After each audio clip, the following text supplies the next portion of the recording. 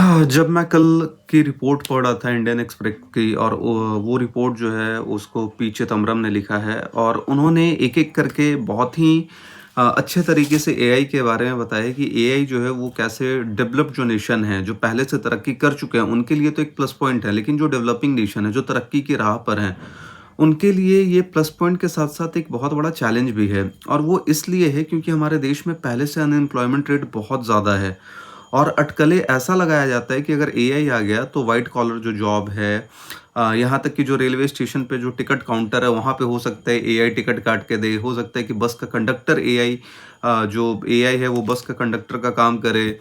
तो ये जो तमाम अटकलें हैं उसका उन्होंने ज़िक्र किया है और इसका सॉल्यूशन भी उन्होंने बताया है कि हमारे देश में जो है वो लगभग 80 लाख हर साल 80 लाख एम्प्लॉयमेंट जनरेट करने की ज़रूरत है। तब जाके एक बैलेंस बनेगा और एआई से हमें निपटने के लिए जो है वो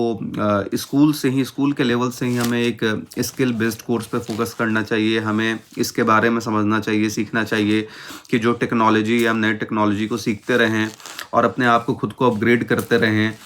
कि हम अपने आप को एआई से ज़्यादा बेहतर कर पाएँ। दूसरा चीज़ उन्होंने बोला है कि जो एमएसएमई है उसको सरकार को ज़्यादा बढ़ावा देना चाहिए।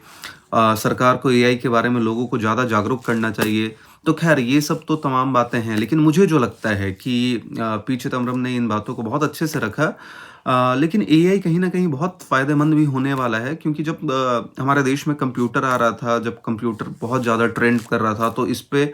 भी काफ़ी अटकलें थी कि कंप्यूटर आने वाले दिनों में हो सकता है कि बहुत सारी नौकरियों को ख़त्म कर दें। लेकिन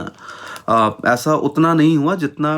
इसका संभावना था। तो एआई भी वही है, अगर हम खुद को एआई पे पूरा हम खुद को डिपेंड नहीं करते हैं एआई पर और अपने आप को हम